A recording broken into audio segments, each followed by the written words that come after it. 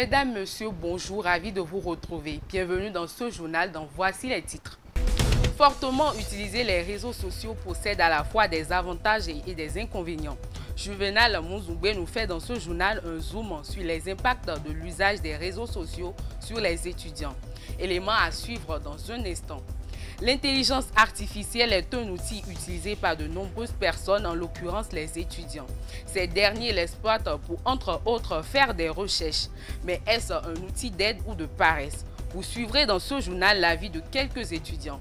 C'est tout pour les titres, le développement dans un instant. À nouveau, bonjour. Les réseaux sociaux ont des effets à la fois positifs et négatifs sur les étudiants. S'ils offrent de nombreux avantages comme entre autres l'amélioration de la communication, le partage d'informations, les opportunités éducatives et les possibilités de réseautage, ils possèdent également des impacts négatifs. Mais quels sont ces impacts? Suivez ce reportage réalisé par Juvenal Muzungbe et Ores Aïtchéou pour en savoir plus. Edouard Rontondi est un étudiant en première année de journalisme à l'École nationale des sciences et techniques de l'information, de la communication et des TIC. Il passe pratiquement 5 heures de temps par jour sur les réseaux sociaux. J'utilise régulièrement les réseaux sociaux pour mener à bien mes activités, que ce soit pour rehausser mes performances académiques et autres. Les avantages de l'usage courant des réseaux sociaux sont multiples. Les réseaux sociaux m'aident beaucoup pour mes recherches universitaires. Ça m'aide aussi pour le divertissement parce que grâce aux réseaux sociaux, je me divertis beaucoup. Je peux utiliser ces applications pour faire des recherches, c'est pour me distraire. J'utilise les réseaux sociaux pour mes études, puisque étant à la face, j'ai des recherches à faire, c'est à cela les réseaux sociaux me servent. Certains étudiants notent toutefois des impacts négatifs. Un étudiant par exemple qui est H24 sur son téléphone et tout le temps c'est sur son téléphone, il n'apprend pas pour composer et pendant les sessions, il n'a pas le temps d'apprendre parce qu'il est plus concentré sur son téléphone.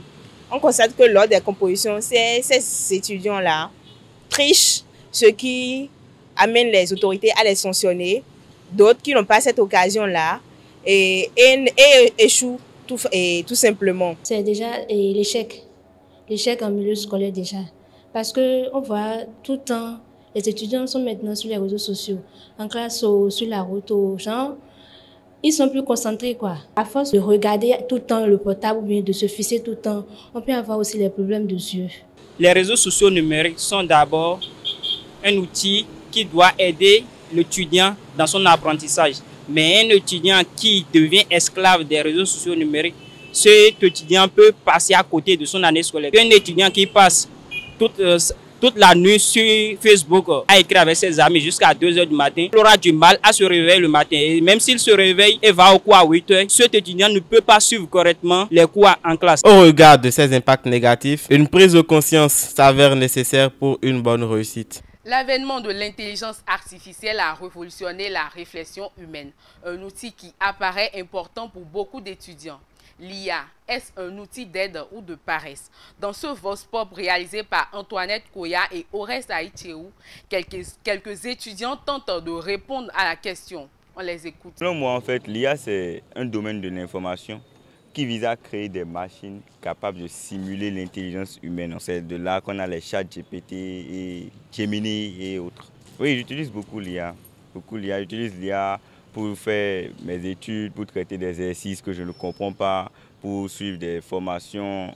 J'utilise beaucoup l'IA. L'IA rend les étudiants paresseux, on ne va pas se mentir.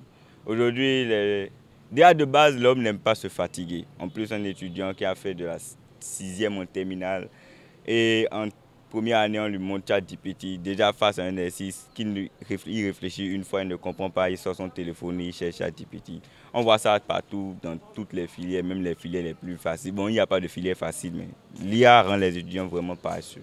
L'intelligence artificielle, selon moi, ce sont l'ensemble des procédés et des techniques visant à imiter certaines fonctions cognitives humaines, les raisonnements, les théories, voilà. En réalité, elle améliore l'apprentissage. C'est aussi vrai que quand on ne se donne pas totalement la possibilité de trop réfléchir, on n'est pas aussi compétent. Elle a aussi bien ses conséquences positives et négatives.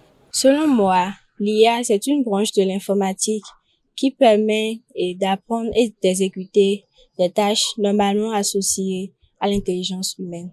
J'utilise l'IA pour faire des recherches que, je ne suis pas censée trouver une réponse précise.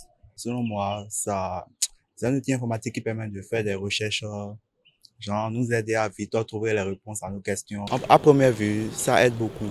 Mais bon, ça rend aussi paresseux parce que on n'a plus tendance à aller vers les livres, quoi. Ainsi se referme cette édition. Merci de nous avoir suivis et à très bientôt.